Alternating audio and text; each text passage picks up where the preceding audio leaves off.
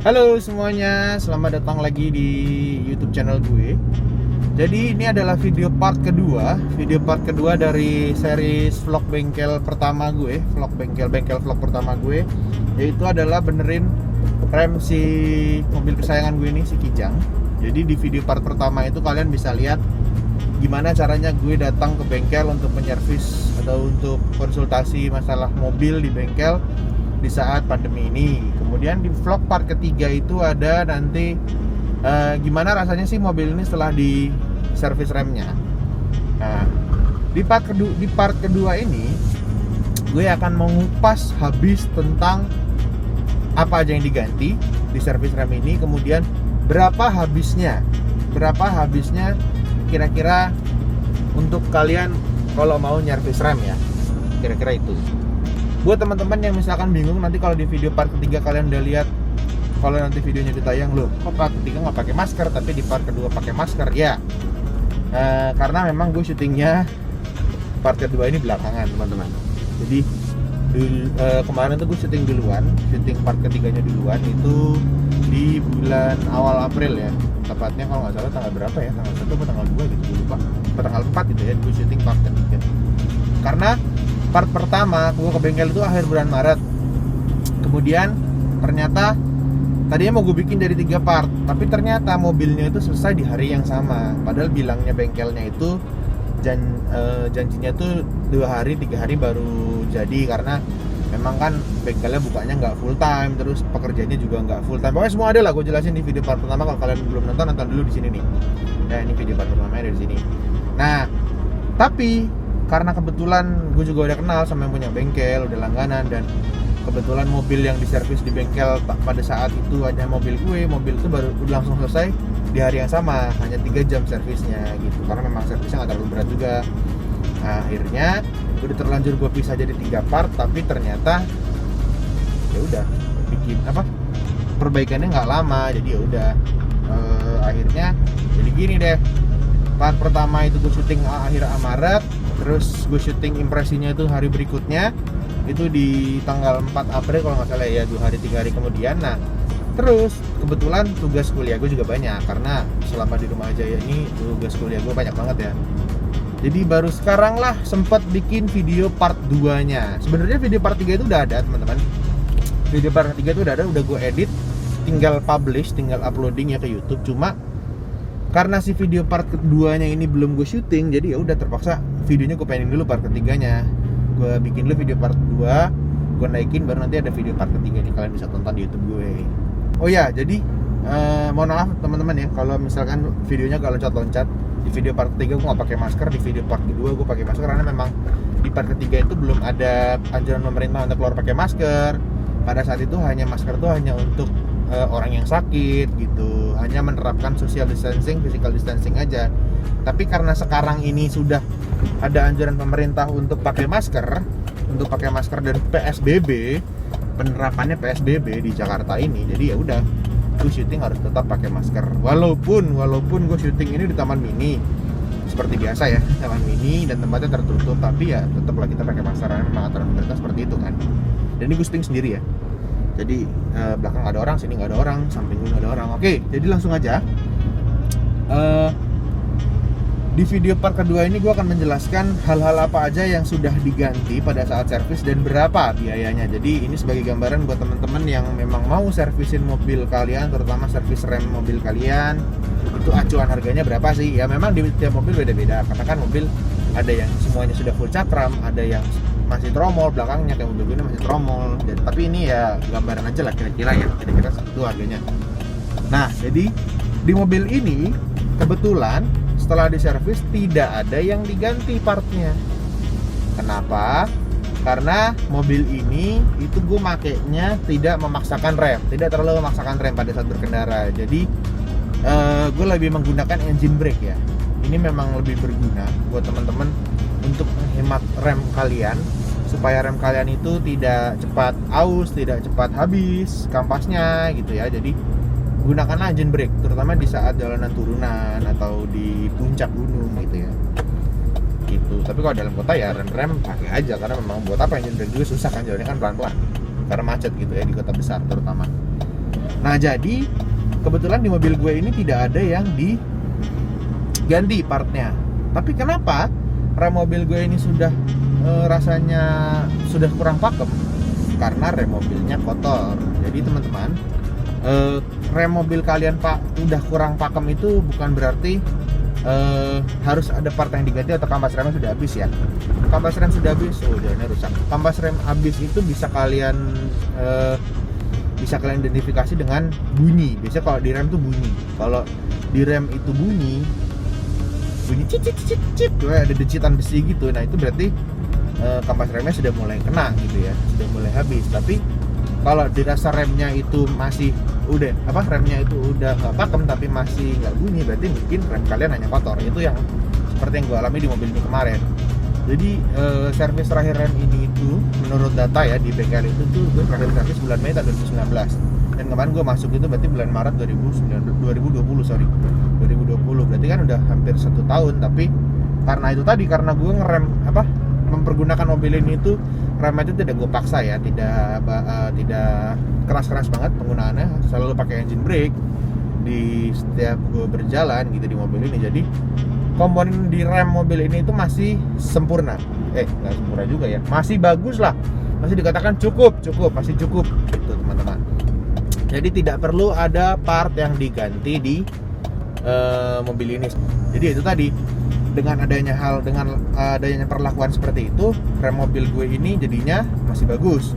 Cuma kenapa sudah mulai berkurang kepakemannya, karena itu tadi kotor ya. Ya udah hampir 1 tahun juga nggak pernah dibersihin, dan pemakaian mobil ini juga hitungannya berat banget karena setiap hari gue pakai, ini adalah mobil operasional gue, tapi tetap gue sayang gitu, maksudnya perawatan juga number one. Nah jadi pas dicek kemarin ternyata semuanya masih bagus, jadi hanya ganti minyak rem aja gitu. Terus berapa harganya? Jadi minyak rem ini gue pakai mereknya Welty yang .3 ya, gue pakai yang .3. Untuk harga gue agak lupa, jadi yang diganti hanya minyak rem aja. Minyak rem itu harganya nggak nyampe 200.000 harusnya ya, kayaknya loh ya, gue juga agak lupa karena udah lama juga minyak rem. Jadi itu tadi hanya kotor, remnya itu hanya kotor, jadi hanya perlu ganti minyak rem aja. Memang minyak remnya sudah agak berkurang karena kan udah pemakaian 1 tahun, hampir 1 tahun. Jadi hanya minyak rem yang diganti di servis itu. Oke, jadi rem mobil kalian itu kalau misalkan terasa kurang pakem, itu bukan berarti ada part yang harus diganti ya teman-teman. Seperti yang gue bilang tadi, kalau ada part yang diganti pasti mengeluarkan ciri-ciri suara-suara bunyi-bunyian khusus. Tapi kalau nggak ada bunyi-bunyian tapi rem kalian rasanya kurang pakem, itu berarti mungkin hanya kotor aja teman-teman. Nah, kotor ini bisa disebabkan berbagai aspek ya. Pertama karena pemakaian mobil, debu jalanan itu kan banyak banget ya.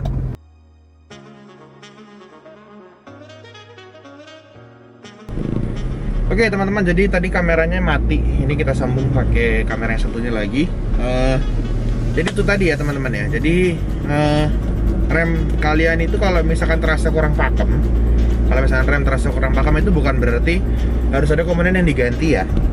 Bisa aja karena hanya kotor, jadi menyebabkan si rem itu performanya berkurang. Jadi kalau memang performanya berkurang ya, yang diganti itu cuma itu tadi hanya minyak rem, terus dibersihin biasanya itu sih. Cuma kalau memang harus ada yang diganti, terutama yang udah mengeluarkan bunyi decitan biasanya ya, decitan karena kan besi kampas rem itu kena gitu ya, besi kampas remnya sama besi cakramnya itu kena. Nah itu biasanya harus ganti, memang harus ganti si kampas remnya karena udah tipis. Tapi kalau memang hanya karena itu tadi yang gue bilang hanya kotor, itu ya hanya ganti minyak rem gitu. Karena memang tidak bisa dipungkiri bahwa kita kan tinggal di kota-kota besar ya, misalkan kayak di Jakarta atau di Surabaya atau di Jogja atau di mana, di Semarang, pastilah kalian menemukan genangan-genangan air. Mungkin kalian terpaksa harus ngelewatinnya gitu, walaupun memang nggak tinggi ya, cuma seban, tapi itu kan udah masuk ke sistem pengereman kalian gitu loh. Nah itu hal-hal itulah yang membuat rem kalian itu kotor, jadi tingkat performanya berkurang. Tapi tidak harus ada part yang diganti, karena hanya dibersihin aja. Karena kan ya kalian tahu sendiri, airnya kan kotor, air kotor kena besi pasti jadinya berkarat. Kalaupun nggak lewat air ya, kalaupun kalian nggak lewat air atau genangan-genangan gitu, tapi kalau kalian lewat atau kalian sering pakai mobil itu secara terus menerus, terus pemakaiannya juga berat, terus sudah lama nggak ada servis, ya kemampuannya tetap pasti akan turun teman-teman. Kemampuannya pasti akan turun karena kotor ya, jalanan kan, debu jalanan kotor banget ya, debu jalanan kotor banget. Jadi ya itulah hal-hal kecil yang memang apa ya, karena pemakaian teman-teman, karena pemakaian, karena ya namanya mobil dipakai gitu kan. Beda kalau memang mobil itu disimpan gitu. Tapi ya memang itu suatu keharusan buat kita untuk servis mobil, untuk benerin rem. Ya udahlah, daripada buang-buang kemana-mana ya. Jadi intinya itu, di mobil ini tidak ada yang diganti karena memang belum waktunya diganti, hanya kotor aja. Jadi hanya dibersih-bersihin si kampas rem, si remnya itu, cakramnya, karena memang ya kotor lah, kotor pemakaian, debu-debu, terus habis lah ada genangan-genangan air, nyiprat itu kan airnya kan kotor. Jadi kalau air kotor kena besi pasti berkarat. Jadi ya hanya dibersihin aja, karena memang setelah dicek semua nggak ada masalah. Kampas rem masih bagus, terus cakram juga bagus, karena ya itu tadi gue menerapkan metode engine braking, tetap sering engine braking ya. Jadi tidak membebani kerja rem gitu. Jadi part nggak ada yang diganti di mobil ini. Kampas rem masih bagus, semua bagus, hanya diganti minyak rem. Minyak remnya gue pakai WLT.3. Harganya gue lupa, tapi nanti gue insert lah harganya di sini ya. Harganya gue lupa, jujur gue lupa, sorry karena udah lama banget. Syuting gue ke bengkel bulan Maret, syutingnya ini bulan Mei, kayak gue jelasin di awal tadi. Itu jadi hanya minyak rem yang diganti, selebihnya nggak ada yang diganti. Minyak rem diganti karena ya emang harus ganti baru supaya performanya makin ajib. Jadi